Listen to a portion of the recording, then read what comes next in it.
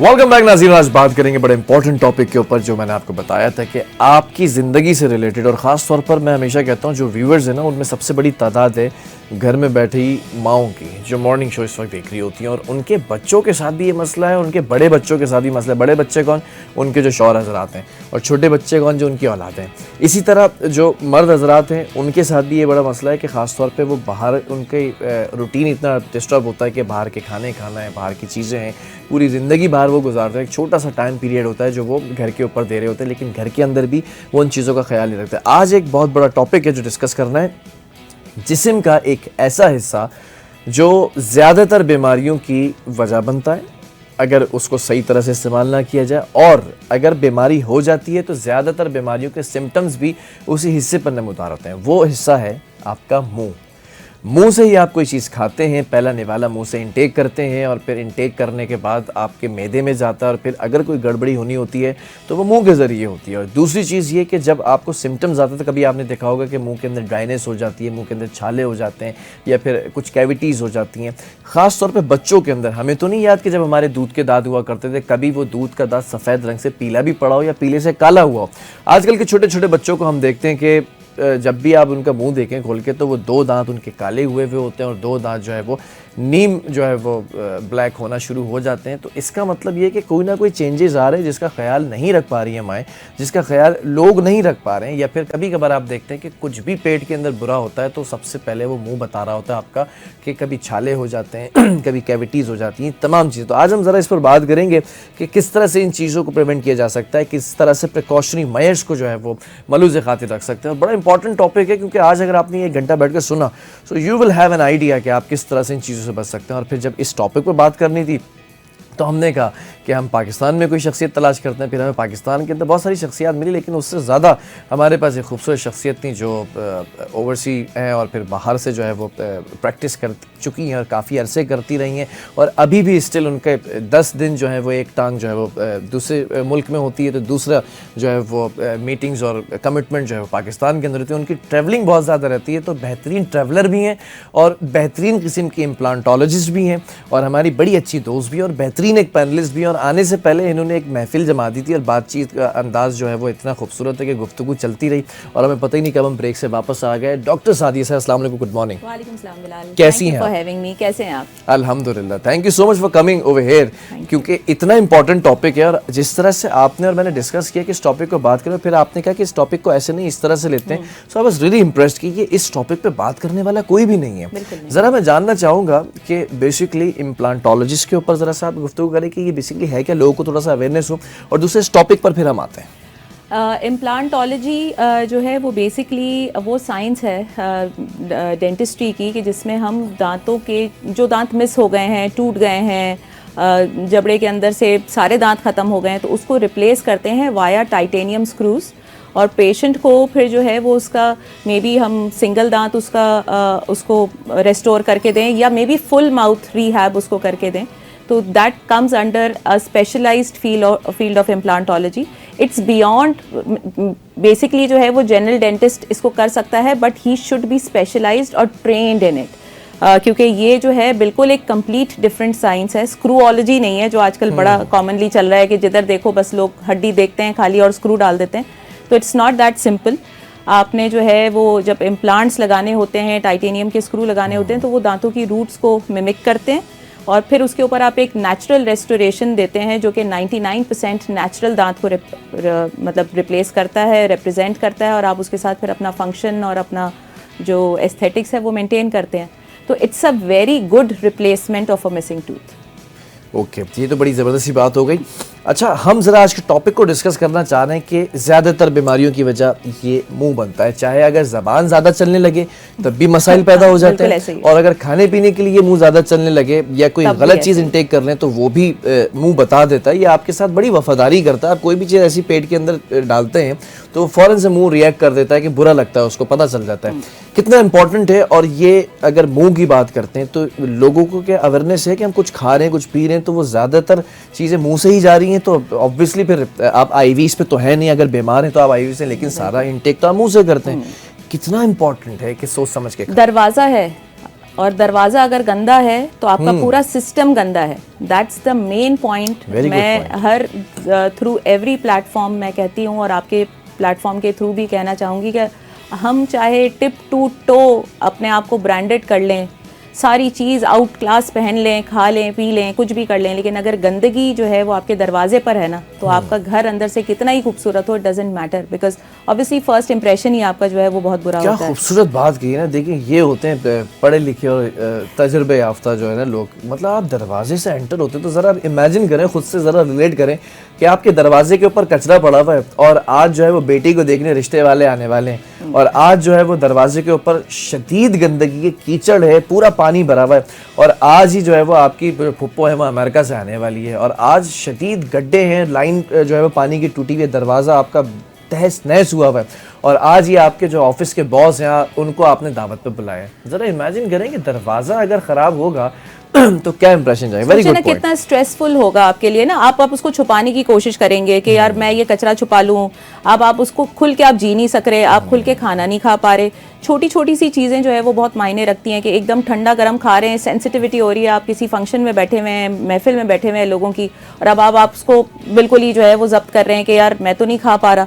सो अगर आपका दरवाजा क्लीन नहीं है तो आपकी ओवरऑल सेहत ही जो है वो डिस्टर्ब हो जाती है। मतलब शादी में दुनिया मजे चक रही है पेशावरी आइसक्रीम के और आप जो है वो सिर्फ मुंह तक रहे हैं क्योंकि आपको जस्ट बिकॉज बेसिक चीजें जो है ना वो आप फॉलो नहीं कर रहे हैं लोग। मैं सिर्फ ये कहना चाहती हूँ कि यार आप दिन में 2 मरतबा ब्रश कर लें, सुबह में नाश्ते के बाद और रात में खाने के बाद।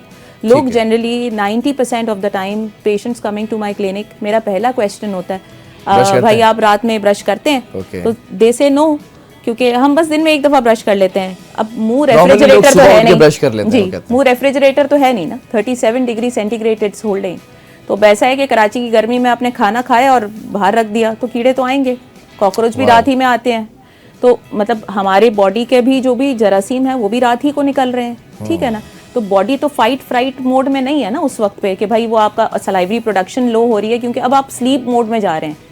तो अब बॉडी आपके जरासीम के साथ जंग करने के बिल्कुल मूड में नहीं है। फिर आप विटामिन डी भी नहीं ले रहे, आप उसको कोई सप्लीमेंट्स भी नहीं दे रहे, आप न्यूट्रिशनल डेफिशिएंट भी हैं, फ्यूल तो आप कुछ दे नहीं रहे, फिर आप अपने बॉडी से एक्सपेक्ट कर रहे हैं कि वो आपके बिहाफ पे फाइट करेगी। क्या यही वजह होती है कि हम ये कहते हैं कि वक्त से पहले बूढ़े हो गए? शायद मे बी बिकॉज और ये चीज़ें ना बहुत कॉमनली पहले आप जैसे बिल्कुल ठीक कह रहे हैं कि शायद हमारे बचपन में इतना वो ज़्यादा वो नहीं था, बिकॉज हमारे पेरेंट्स जो है ना वो बहुत स्ट्रिक्ट होते थे इस मामले में। Literally let me tell you one thing, मेरी पूरी जनरेशन के अंदर मतलब जितने कजन्स हैं, जितने दोस्त अहबाब हैं, जितने स्कूल्स के अंदर पढ़ा करते थे उस वक्त किसी एक बच्चे का भी दांत मैंने काला नहीं देखा। ये होता था हम छेड़ते जरूर थे कि दांत जो है वो चिड़िया ले गई है, चिड़िया ले गई, दांत आगे से टूटते थे नए दांत। कभी ये नहीं देखा कि दांत काले पड़ गए। इवन मैं आपको ये बताऊं कि इट इज सो कॉमन कि अभी हमारे प्रैक्टिस में ना छोटे बच्चे आते हैं जिनके दांत हमें वक्त से पहले हटाने पड़ते हैं, निकालने पड़ते हैं, and then they fall into the cascade of a chain reaction कि वो एक दांत वक्त से पहले निकल गया है, झड़ गया है, खराब हो गया जस्ट बिकॉज कि वो पैदाइशी तौर पे ब्रश कर ही नहीं रहा था, या माएँ जो है वो इतनी बिजी थी कि नहीं वो रोता है या वो चिड़चिड़ा होता है या वो हम इस काम में बिजी थे या हम उस काम में बिजी थे। डिसिप्लिन जो है वो फॉलो नहीं होता।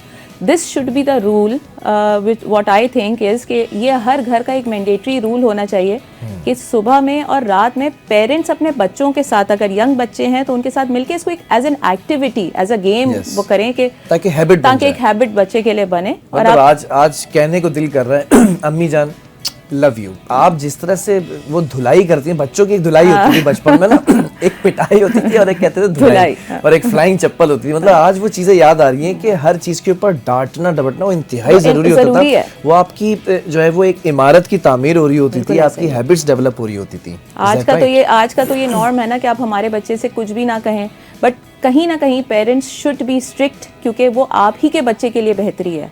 आप उनको पहले प्यार से समझाएं कि बेटा ये करना है, फिर थोड़ा सा उनके साथ एक्टिविटी में इंडल्ज हो जाएं।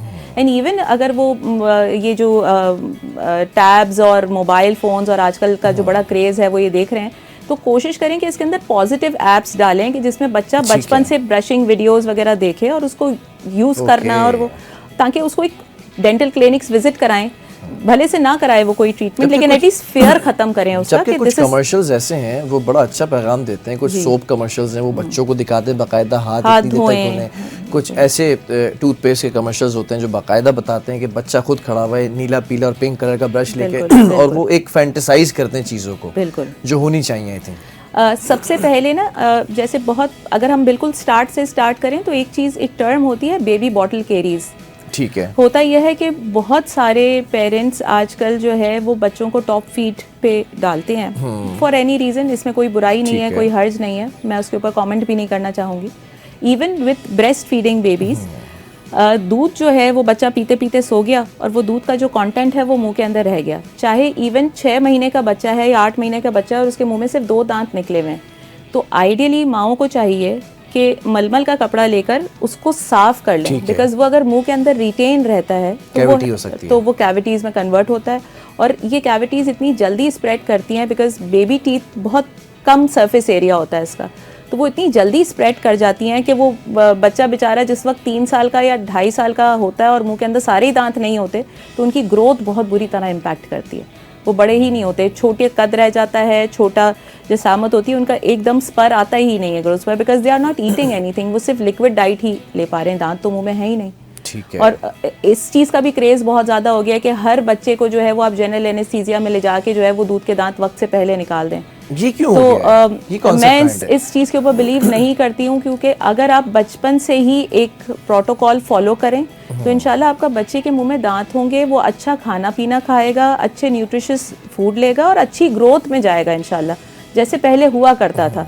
अब ये इतना कॉमन हो गया है कि वक्त से पहले आपने दांत निकाल दिए, बच्चा जो है वो एक साइकिल में पड़ गया कि लाजमी जो है वो ब्रेसेस लगेंगे या रिप्लेसमेंट लगेगी। फिर सेम गोज विद कि इतना ज़्यादा कॉमन है कि अगर बच्चा रो रहा है तो आपने थंब सकिंग की आदत डाल दी या फिंगर सकिंग की आदत डाल दी या वो चूसनी जो है वो दे दी, उसकी वजह से अपर जॉ ग्रो करता रहता है, लोअर जॉ जो है वो ग्रो ही नहीं करता। इसका नुकसान क्या होता है? उसका नुकसान ये होता है कि बाइट कभी मिलती ही नहीं है और अपर एक बिल्कुल पाउट लाइक ट्रायंगुलर सा फेस हो जाता है, और फिर वही बच्चा स्कूल जाता है तो दूसरे बच्चे उसको बुली करते हैं। This is the form of stress जो कि बच्चे आजकल बहुत फेस करते हैं, और ये वो टॉपिक है कि जिसके ऊपर कोई बात ही नहीं करता। The anxiety levels and the depression levels at the younger age group is rising. इसका जो परसेंटेज है वो बहुत ज़्यादा राइज कर रहा है, क्योंकि पेरेंट्स के पास इतना टाइम नहीं है कि वो अपने बच्चों के पास बैठें और बात सुने। चलो ये तो बहुत ज़बरदस्त आपने जो है वो टॉपिक को जिस तरफ लेकर गई हैं, I really appreciate your words कि पेरेंट्स के पास वाकई अब टाइम नहीं है। पेरेंट्स या तो पहले भी हम देखते थे कि वर्किंग विमेन हुआ करती थी, वालिद साहब जॉब करते थे, एक्स्ट्रा ओवर टाइम किया करते थे, बच्चों को संडेज़ को टाइम दिया करते थे, कोई ना कोई ऐसा टाइम पीरियड होता था, होमवर्क चेक किया करते थे, कोई ना कोई ऐसा चेक एंड बैलेंस होता था मैकेनिज्म जिसके ऊपर बच्चे की कहीं ना कहीं एक कहते हैं ना कि सांप सूंघ जाता है बच्चे को। जब अब्बा कमरे में बुलाया करते थे अगले पिछले सारे गुनाह याद आ जाया करते थे, कोई ना कोई एक चेक एंड बैलेंस का मैकेनिज्म होता था। अच्छा साथी, मैं ज़रा जानना चाहूँगा हम कौन से हम जो चीज़ें इंटेक कर रहे होते हैं, कौन सी ऐसी बीमारियां जो जन्म ले रही होती है जिसका हमें स्टार्टिंग में नहीं पता चलता, जब वो अचानक से एकदम कोई ऐसा सिम्टम आता है कि मामला बिगड़ चुका है, उनमें कौन सी बीमारियां आती हैं? ओरली जो है देखें, सबसे पहले तो आप गंदे हाथ अगर आप अपने धो नहीं रहे, आप कांस्टेंट मुंह के अंदर हाथ डाल रहे हैं, तो सिस्टेमिकली आप जो है वो फूड पॉइजनिंग, डाइसेंट्री, ये जो डायरिया, इस तरह की चीज़ें बहुत कॉमनली होती हैं। तो आपने जो है वो फिर ब्रश आप नहीं कर रहे, आपके मसूड़े ब्लीड करते हैं, प्लाग अक्यूमुलेट होता रहता है, दांत के सरफेस के ऊपर एसिडिक प्रोडक्शन होनी शुरू हो जाती है बैक्टीरियाज की वजह से, जिसकी वजह से दांत खत्म हो जाते हैं, एनामल सरफेस जो होती है ना वो इरोड हो जाती है। अच्छा, आपकी बात से एक बात है, मसूड़ों में से जब वो ब्लीडिंग हो रही होती है तो आपको दांत भी थोड़ा सा लूज महसूस होता है। बिल्कुल, दांत गिरने की वजह भी बन सकता है जी, बिकॉज देखें हमारा जो गम है ना वो हमारे दांत को ना उसकी नेक से होल्ड करता है। अब अगर फर्ज करें कि वो नेक ही आपकी जो है वो सीलन हो गई, मतलब तो आपकी कितनी ही खूबसूरत बिल्डिंग हो, अल्टीमेटली वो सीलन की वजह से खत्म हो जाएगी। बिकॉज अगर आपके हेल्दी मसूड़े नहीं है ना, तो आपकी जो नीचे बोन अल्लाह ताला ने मसूड़ों के नीचे छुपा के रखी है, वो जरासीम हड्डी तक भी जाएंगे और उसको भी खाना शुरू कर देंगे। तो अल्टीमेटली बोन रिजॉर्प्शन का जो है वो पैटर्न शुरू हो जाता है, और फिर यही चाहे दांत बिल्कुल ठीक हो, लेकिन द बीमारी starts from the gums because you are not brushing well. ठीक है। अल्टीमेटली वो बोन लेवल तक जाता है, बोन डिस्ट्रॉय होने लगती है और यही रीज़न होता है दांत की मोबिलिटी का और फॉल का। बहुत जो है वो डेप्थ में जाकर पॉइंट है। अच्छा, क्या वक्त और बेवक्त खाना भी जो है वो बीमारियों को जन्म दे सकता है? आइडियली खाने पीने का रूटीन जो है वो एक डिसिप्लिन फॉलो होना चाहिए। अच्छा। ये चीज़ हमारा दीन भी हमें सिखाता है। लेकिन अगर आप जब भी खाना खा रहे हैं तो आप मेक श्योर कीजिए कि कम से कम खाना मुंह के अंदर रहने ना दें। ब्रश कर लें, ब्रश नहीं है तो फिंगर से ही जो है वो अपना सॉफ्ट प्लाग जो है वो रिमूव करें। और हर खाने के बाद कम से कम कुल्ली ज़रूर कर लें। Don't let the food stay in your mouth, because फिर वो बैक्टीरियल, हमारे मुंह के अंदर तो नॉर्मल बैक्टीरियाज भी है ना, मतलब ये तो हमारे से याद आया, बड़ा अच्छा आपने पॉइंट रेज किया। ये मुंह की जो सफाई होती है और ये दांतों की सफाई जो होती है, ये डायरेक्टली इन्फ्लुएंस होती है ना आपकी सेहत के ऊपर, आपकी हेल्थ के ऊपर। बिल्कुल। फॉर एग्जांपल लेट्स सपोज लोगों की एक आदत होती है और रात 12 बजे के बाद एक क्रेविंग होती है कि कुछ मीठा खाना है जी, वो मीठा खाते ही सो जाते हैं, तो वो कुछ न कुछ ज़रात मुंह में रह जाते हैं। बिल्कुल ऐसे ये भी नुकसानदेह है, बिकॉज मैंने आपको बताया ना कि मुंह के अंदर जो टेम्परेचर है वो 37 डिग्री है और हर चीज़ ब्रेक होती है मुंह के अंदर। हमारे मुंह के अंदर हेल्दी बैक्टीरियाज भी होते हैं जो हमारा फूड को ब्रेक करके इनिशियल डाइजेशन करा रहे होते हैं, लेकिन वही अगर क्वांटिटी में बढ़ जाएं तो हमारे लिए नुकसानदेह होते हैं। एसिड प्रोडक्शन होती है और हमारे दांतों के ऊपर जो एसिडिक इरोजन होती है ना, कि वो एसिड की वजह से डिस्ट्रॉय हो जाते हैं दांत, तो वो इसी वजह से होता है। तो अब अगर आप क्लीन करके सोएंगे तो आपकी बॉडी को कम काम करना पड़ेगा और आपने ज़्यादा काम कर लिया होगा। मतलब डिफेंसिव काम नहीं करना पड़ेगा उससे, कि वो खुद को बचा भी रहे वो दांतों को और फिर उसके बाद प्रोडक्शन भी जारी है। ऑक्सीडेटिव स्ट्रेस क्या होता है? ऑक्सीडेटिव स्ट्रेस यही है कि भाई देखें, ऑक्सीडेशन का आप अगर इसको ऑक्सीडेशन के टर्म को देखें तो यही है ना कि दैट्स अ डिस्ट्रक्टिव टर्म। जैसे अक्सर आप कहते हैं ना कि वो जंग लग गया, तो oxidation is a layer formation over the teeth. जैसे आपने कोई लोहे की चीज़ रखी, उसके ऊपर जंग लग गया, तो हम कहते हैं कि ऑक्सीडेटिव प्रोसीजर हो रहा है। अल्टीमेटली बॉडी उतना काम नहीं कर पाती है और आप जो है वो बॉडी को एक स्ट्रेस में डाल देते हैं उसको फ्यूल इन करने के लिए। तो आप अपनी बॉडी को अपनी तरफ से विटामिन्स दें, मिनरल्स दें कि वो फाइट तो कर सके। अगर कोई बीमारी हो तो अगर बीमारी से फाइट करने के लिए उसके अंदर कोई फ्यूल नहीं है तो वो जाहिर है वो आपकी हड्डियों में से निचोड़ेगी, फिर आप ओवरऑल बॉडी और सिस्टम को डिस्टर्ब कर रहे हैं अपने, क्योंकि कैल्शियम आपकी ओवरऑल बॉडी में से कम हो रहा होगा। एक ये भी बहुत बड़ा हमारे यहाँ पे प्रॉब्लम है कि लोग जो है वो अपने स्क्रीनिंग नहीं कराते हैं। कैल्शियम, विटामिन डी लेवल्स आपके क्या हैं ये कोई स्क्रीन नहीं कराता, पता ही नहीं होता लोगों को। बिल्कुल नहीं पता मुश्किल से एक ब्लड टेस्ट हो जाता है किसी बीमारी के लिए। कभी अगर आप बीमार हो गए हैं तो वो आपका हमारे यहाँ तो ब्लड डोनेट करने तक का रुझान नहीं है। मैं माशाल्लाह से एक चीज़ मैंने अपनी ज़िंदगी के अंदर बांधी कि हर एक टाइम इंटरवल के बाद मैंने ब्लड डोनेट करना ही करना होता है।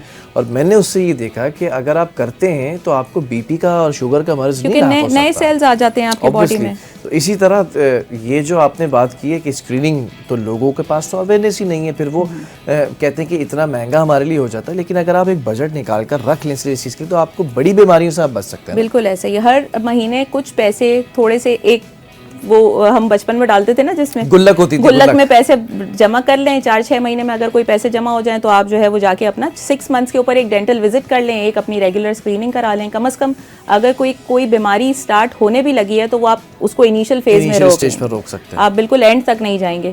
फर्ज करें कि अब आप हर 6 महीने में 8 महीने में डेंटिस्ट को विजिट कर लेते हैं और एक अपनी रेगुलर क्लीनिंग कर लेते हैं, ठीक है, प्रोफेशनल क्लीनिंग करा लेते हैं। ये ऐसा ही है कि जैसे आप रोज मुंह धो रहे हैं लेकिन आप कभी ईद आ रही है तो आपने जाके बाहर से फेशियल करा लिया। yes. तो उसमें कोई इतनी बड़ी साइंस नहीं है। That's the part of your maintenance. Professional cleaning में क्या होता है, क्या करते हैं ये? देखिए, एक अल्ट्रासोनिक मतलब ये तो नहीं होगा हाथ पकड़ के ब्रश कराएंगे, नहीं। अल्ट्रासोनिक स्केलर्स होते हैं, ठीक है, वो वाइब्रेट करते हैं एक लिमिटेड स्पीड के ऊपर और उस दांत के ऊपर जो कैलकुलस जमा हो गया होता है, क्योंकि बाज़ वक्त जो होता है वो प्लाग जो है वो कैल्शियम कंटेंट अंदर जाने की वजह से, फॉस्फेट कंटेंट अंदर जाने की वजह से हार्ड हो जाता है। तो वो हार्ड प्लाग नॉर्मल ब्रश से तो नहीं रिमूव होता, ठीक है। फिर लोग उसको भी रिमूव करने के लिए हार्ड ब्रशेस यूज करते हैं। तो हार्ड ब्रश जो है वो सिर्फ आपकी एनामल सरफेस को घिसता है, उस स्टोन को फिर भी वो रिमूव नहीं कर पाता, ठीक है। तो उसके लिए अल्ट्रासोनिक स्केलर्स होते हैं जो कि प्रोफेशनली ही डेंटिस्ट कर सकता है, बिकॉज अब वो आप घर पे नहीं यूज कर सकते, उसके लिए आपको एक पूरा सिस्टम चाहिए आपको जी। तो आप क्लिनिक विजिट करें, अगर के कोई कैलकुलस या सॉफ्ट प्लाग डिपॉजिशन है जो कि ब्रशिंग से नहीं रिमूव हो पा रही, तो वो आपका डेंटिस्ट आपको हेल्प करके एक सिंगल सिटिंग में वो आपको कर देगा और आपकी कम से कम अगले 6 महीने की मेंटेनेंस हो जाएगी। अच्छा, फिर सेम गोज़ विथ कि कुछ ऑक्सीजन जेल्स होती हैं वो आप यूज़ करें ताकि आप ऑक्सीजन हमारे लिए बेहतर होती है हर लिहाज से। तो हमारे गम्स में भी अगर ऑक्सीजन चली जाती है तो बैक्टीरियाज वहाँ पे ग्रो नहीं करते, क्योंकि जो मुंह के अंदर बैक्टीरियाज होते हैं वो ऑक्सीजन के बगैर ग्रो करते हैं। तो अगर आप ऑक्सीजन सप्लाई दे दें उनको, उनकी सेल डेथ वैसे ही हो जाती है। फिर अपने रेगुलर मतलब दिन में जो है वो आप फ्लोराइड बेस्ड टूथपेस्ट यूज़ करें, उससे स्ट्रेंथ आती है दांत के अंदर। कोई भी anti microbial mouth wash use कर लें कि माइक्रोब्स बने ही नहीं, और वो आपको जो है वो किसी वक्त आप ब्रश नहीं कर पा रहे, कोई प्रॉब्लम ऐसी हो रही है तो आपने सिर्फ anti microbial mouth wash use कर लिया, तो कम से कम आप मेंटेन करेंगे एटलीस्ट मुंह के अंदर जो बैक्टीरिया और चीजें वो जन्म नहीं ले मेंटेन करेंगे तो आप बड़ी कॉस्ट से बच जाएंगे, because dentistry ultimately carry a big cost. ये बहुत बड़ा एक टॉपिक है और बड़ा सेंसिटिव टॉपिक है। मतलब मैंने लोगों को देखा है कि इतनी यंग एज के अंदर पूरे मुंह से दांत गायब हो जाना, फिर वो बतीसी की तरफ जाते हैं, फिर वो आर्टिफिशियल उस पर जाते हैं, फिर वो अब तो ये मामला हो गया कि वो एक पूरा स्ट्रक्चर फिट कर देते हैं, पूरा फिटिंग उनकी परमानेंट हो जाती है। पहले तो हुआ करता, हम नाना दादा दादी को देखा करते थे, उनकी बतीसी होती है निकाल के रख दिया करते थे रात में पानी के अंदर, और फिर वो सुबह उठ के लगा लिया करते थे। अब वो परमानेंट चीज हो गई। दैट्स कॉल्ड एन इम्प्लांटोलॉजी ना, हियर कम्स द इम्प्लांटोलॉजी। लेकिन अभी जैसे मेरी एक पेशेंट थी, शी वाज वेरी यंग, मतलब शी इज वेरी यंग, मतलब 24-25, लेकिन मुंह के अंदर एक दांत भी नहीं है। मतलब आप सोचें, हाँ, she was not even married, मतलब दाढ़ें तक खत्म हो गई थी, सब खत्म, सब इतना बुरा हाल कि अगर आप उसको पेशेंट को ना देखें और आप उसका एक्सरे देखें तो आप सोचेंगे यार ये किसी 70 साल की औरत का एक्सरे है। उसके अंदर इतनी हड्डी भी नहीं थी कि जिसको मैं इम्प्लांट्स लगा के रेस्टोर कर पाती, बिकॉज इम्प्लांट भी हड्डी के अंदर लगेगा ना, हड्डी ही नहीं बची मुंह के अंदर, जस्ट बिकॉज के दांत जो है वो नॉर्मल दांत साफ सुथरे मतलब हिल के गिर गए, बिकॉज साफ नहीं कर रही थी तो मसूड़े खराब थे, और मसूड़े खराब होने की वजह से बोन लॉस हो गया, इतना सिवियर बोन लॉस कि पूरी बिल्डिंग ही मुद्दम हो गई। तो सिर्फ जो है आपने, तो फिर कैसे सिक्योर किया आपने? अभी कुछ भी नहीं, शी इज ऑन बत्तीसी जो आप कह रहे हैं, बिकॉज उसको हम फिक्स्ड ऑप्शन दे ही नहीं सकते, नहीं दे सकते, क्योंकि फिक्स्ड ऑप्शन फाउंडेशन तो होनी चाहिए ना। फिर इस तरह के केसेस में जो है वो आपको कहीं से बोन निकाल के बॉडी के किसी और हिस्से से निकाल के फिर यहाँ पे बोन लगानी पड़ती है, that's a very complicated and a very expensive procedure, और फिर ऑब्वियसली ट्रॉमेटिक भी है ना पेशेंट के लिए। अक्सर अगर ये जो टीथ बोन है ये अगर खत्म हो जाए तो किस हिस्से से बोन निकाल के लगाएं? नहीं, अगर कि तो सिर्फ माइनर बोन ख़त्म हो गई आपकी और पूरे फुल जॉ में कोई ऐसा प्रॉब्लम नहीं है तो बोन ग्राफ्ट्स का ऑप्शन अवेलेबल होता है। ह्यूमन बोन डोनर्स होते हैं, वो आप उसके फॉस्फेट कैल्शियम कंटेंट अवेलेबल होते हैं बोन ग्राफ्ट्स के फॉर्म में, आप वो बोन ग्राफ्ट पेशेंट के मुंह में लगाते हैं, they stay there for 6 months, आपकी बॉडी की अपनी बोन सेल्स को जो है वो स्टिमुलेट करते हैं, आपकी बॉडी सेल्स जो आपके अपने होते हैं वो आपकी अपनी बोन फॉर्म करते हैं, और फिर जो पुराने होते हैं वो निकल जाते हैं बॉडी से, और फिर उस नई बोन के अंदर जिसको हम कहते हैं फ्यूचर साइट डेवलपमेंट, उसके अंदर फिर हम इम्प्लांट लगाते हैं और उसकी पूरी मतलब इसको कहते हैं गाइडेड बोन रीजनरेशन और गाइडेड टिश्यू रीजनरेशन। लेकिन कुछ केसेस ऐसे होते हैं कि जिसके अंदर ये सारी फीजिबिलिटी या पॉसिबिलिटी भी नहीं रहती बाकी, तो फिर मतलब उस केस में पहला शख्स देख रहा हूँ कि अगर आप नाई के पास जाएं तो वो उसने ज़्यादा से ज़्यादा कमाई के लिए आपके बाल भी काटने हैं, कलर भी करना है, फेशियल भी करना है। अगर आप मोची के पास जाएं तो उसने वो अच्छी से अच्छी चीज़ और 1-2 चीज़ें अगर वो ज़्यादा हैं तो वो भी जोड़नी है। सब इंसान ये सोच रहे होते हैं कि भाई मेरे ये महारत है तो मैं इसके हवाले से बात करूँ कि ये इतनी अच्छी चीज़ है। पहली मैं खातून यहाँ पर देख रहा हूँ कि जो ये तमाम चीज़ें बताने के साथ साथ उल्टा टॉपिक ये बता रही हैं कि भाई खुदा के वास्ते अपने दांतों को बचाने के लिए, अपने मुंह को सेव करने के लिए इन चीज़ों का ख्याल कर लो जो इस प्रोसीजर से ना गुजरना पड़े, आपको ये तकलीफ से ना गुजरना पड़े, आपको पैसे खर्च ना करने पड़े, और सिर्फ 3-4 चीज़ें हैं जिसका आपने ख्याल करना है। ब्रश करना है सुबह में, रात में, अपने vitamin D calcium levels maintain करने हैं, न्यूट्रिशियस फूड लेना है, और आजकल एक बड़ा अच्छा कॉन्सेप्ट है, आई एम नॉट श्योर, मैंने अभी उसको खुद अपने ऊपर ट्राई नहीं किया इसलिए मैं शायद बहुत बात नहीं कर पाऊंगी, बट ऑयल पुलिंग एक चीज़ होती है जो आजकल बड़ा चल रहा है और मैं थोड़ा सा उसके ऊपर रिसर्च कर रही हूँ। इंशाल्लाह नेक्स्ट प्रोग्राम तक आपकी मेरी ये रिसर्च हो जाएगी तो मैं फिर उसके ऊपर भी बात करूँगी, but that is also very holistic approach के एक होता है ना कि सारा वक्त हम बीमारी और दवाइयों के ऊपर बात नहीं कर सकते, कभी कभार हमने प्रिवेंटिव भी बात करनी होती है कि किस तरह से बचा जाए। तो अगर आप पहले ही बच जाएंगे तो आपको ना फिलिंग करानी पड़ेगी, ना रूट कनाल्स कराने पड़ेंगे, ना दांत निकालना पड़ेगा, ना इम्प्लांट कराना पड़ेगा। ठीक है। अच्छा सादिया, हम ये देखते हैं कि कुछ लोगों के मुंह से बड़ी स्मेल आ रही होती है, मतलब आप के पास कोई शख्स बैठकर बात करे और आपका दिमाग अचानक से जो है वो ख़राब हो जाता है क्योंकि उसके मुंह से बड़ी स्मेल आ रही होती है। उसका रीज़न एक तो ये भी हो सकता है कि वो ब्रश ही नहीं करते हैं। अक्सर और बेशतर ऐसा होता है कि वो ऐसी डाइट रखते हैं कि मैदा ख़राब है या पेट ख़राब है। तो ये इस स्मेल को ख़त्म करने के लिए और इसका रीज़न क्या होता है, दोनों चीज़ें बताइए। देखिए, रीज़न जो है ना दो होते हैं, एक होता है सिस्टेमिक और एक होता है लोकल। लोकल रीजंस में तो यही आया ना कि भाई मसूड़े के अंदर चला गया है बैक्टीरिया, ठीक है। ओके। और इसको कहते हैं कि जैसे बहुत एक कॉमन कॉन्सेप्ट है कि हम स्केलिंग करा लेते हैं, ठीक है ना। मसूड़े के अंदर चला गया बैक्टीरिया, मसूड़ा हो गया इन्फ्लेम्ड। अब आप दांत भी साफ़ नहीं कर रहे और इन्फ्लेम्ड मसूड़ा है तो वो स्मेल प्रोड्यूस करता है। लोग क्या करते हैं, क्लिनिक आके कहते हैं बस वो स्केलिंग कर दें। तो स्केलिंग की एग्जांपल ऐसे है कि आपके किचन के अंदर आ गए हैं कॉकरोच और आप जो है वो सिर्फ किचन का कैबिनेट साफ करके कह रहे हैं यार मैंने तो बड़ी अच्छी सफाई कर ली, लेकिन कॉकरोच तो कैबिनेट के अंदर है ना, तो आपको उसको फ्यूमिगेट करना है। तो आपने करनी होती है डीप क्लीनिंग, क्योंकि जो बैक्टीरियाज हैं वो मसूड़े के अंदर पेनिट्रेट कर गए हैं उसके डीपर लेवल के अंदर, और अब वो अब आपसे नहीं निकलेंगे। Now you have to visit the clinic और इसको एक डीप पेरियोडोंटल थेरेपी करके, कुछ medicated gels, mouth washes use करके, कुछ मेडिसिन लेके, एंटीबायोटिक कवरेज देकर आप उसको ट्रीट करते हैं और विटामिन डी लेवल्स और ये सारी चीज़ें ठीक करके आप उसका बोन लेवल मेंटेन करते हैं, ताकि जब हेल्दी बोन होगी तो उसके ऊपर जो पर्दा लगा होगा वो भी हेल्दी रहेगा, वो भी हेल्दी होगा और ये प्रॉब्लम सॉर्ट हो जाती है। और कुछ इश्यूज होते हैं सिस्टेमिक, जैसे डायबिटिक पेशेंट अगर है तो उसके अंदर एक प्रोसेस हो रहा होता है कीटोसिस का, या कोई पेशेंट जो है वो इंटरमिटेंट फास्टिंग कर रहा है या फास्टिंग पर हैं, तो उसकी बॉडी जो है, या अल्सर का पेशेंट है, एसिडिक रिफ्लक्स हो रहा है, तो उस तरह के पेशेंट्स के अंदर जो है वो उनके पेट से स्मेल आ रही होती है।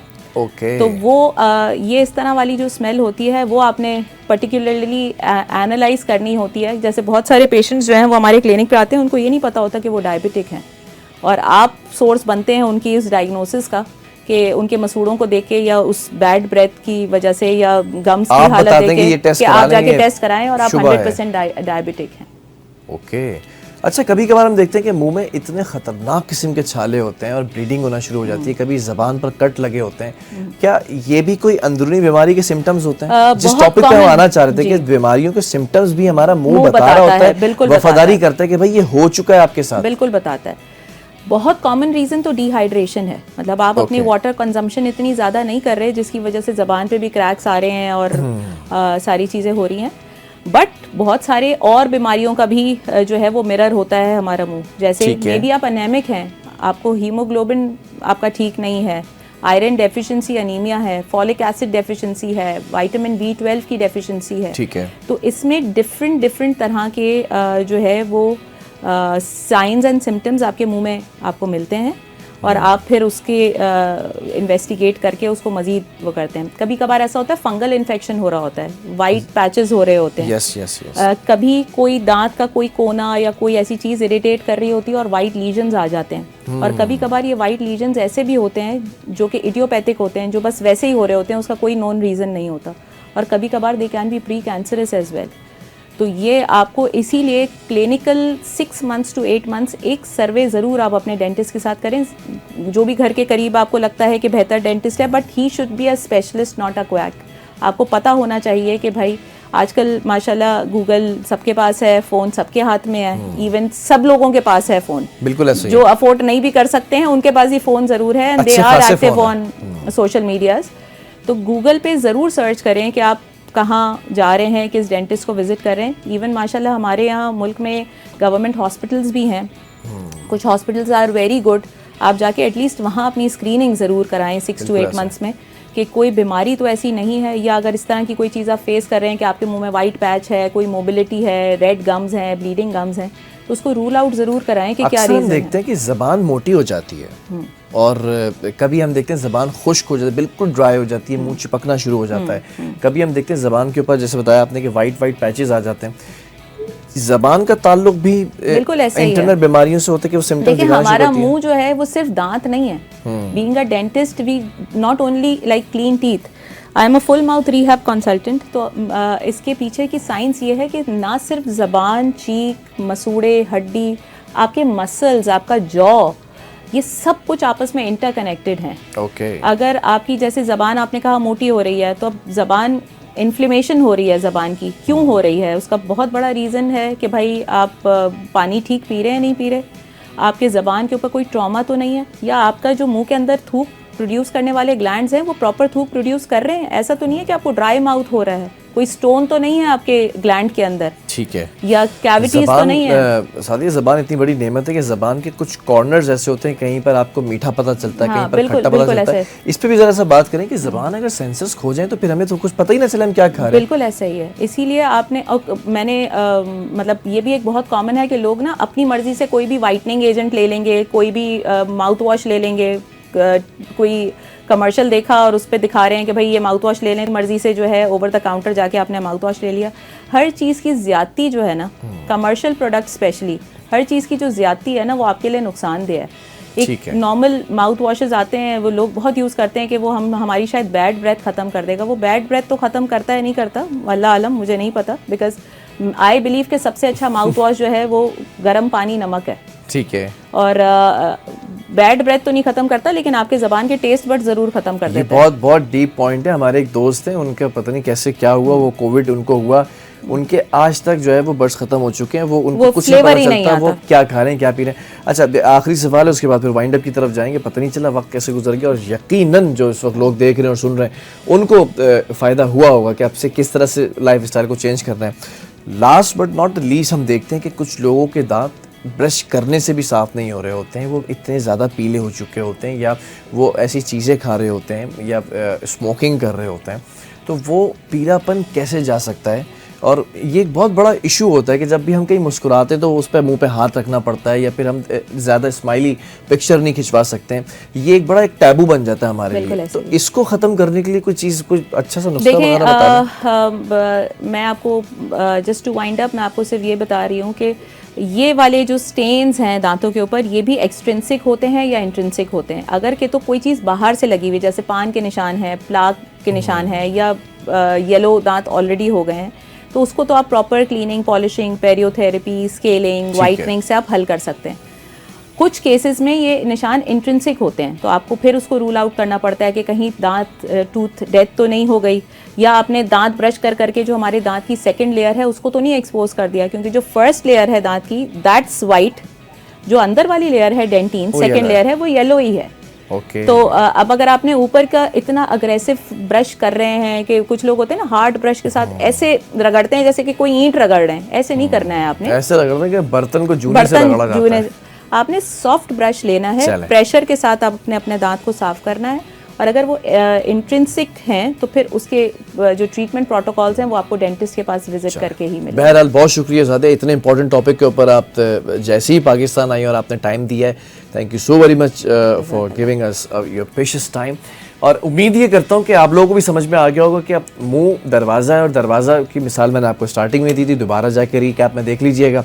लेकिन अगर दरवाज़ा साफ़ नहीं होगा तो फिर अंदर आपको शर्मिंदगी से ही बुलाना पड़ेगा, जिसको भी आप बुलाएंगे। तो इसीलिए जो खा रहे हैं, जो इस वक्त मुंह के अंदर है, उसका ख्याल रखें, और उसको खाने के बाद भी इस पूरे दरवाजे की सफाई करें ताकि बीमारियों से बचें। और फिर ये भी एक बहुत बड़ा दुख होता है कि आप अच्छे खासे सेहतमंद इंसान हैं, लेकिन 30 साल के बाद आप देखते हैं कि 2-4 दांत आपके जो है टूटना शुरू होकर आपको इम्प्लांट की तरफ जाना पड़ रहा है। तो डॉक्टर आज बैठी हुई हैं और उन्होंने बड़े अच्छे टॉपिक पे बताया है कि हम तो बैठे ही आपके लिए इम्प्लांट के लिए बोलेंगे, हम तो पूरी बत्तीसी लगा देंगे आपके, हमारा तो इससे रोज़गार चल रहा है, लेकिन आपकी प्रिकॉशनरी मेजर्स भी हमारे बताना ज़रूरी है, क्योंकि जिस दर्द से चीज़ों से आप गुजर सकते हैं, जितने अरसे तक आपके कैविटी के या रूट कनाल नहीं होने तो उससे पहले दर्द हो रहा है, तो उन चीज़ों से बचने के लिए आज का टॉपिक रखा गया था।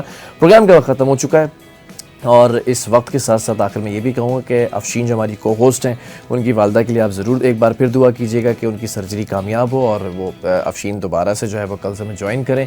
एंड प्रोग्राम का वक्त ख़त्म हो चुका है। मेरी पूरी टीम को, मेरी खूबसूरत सी मेहमान को और मुझे दीजिए इजाज़त। अल्लाह हाफ़िज़।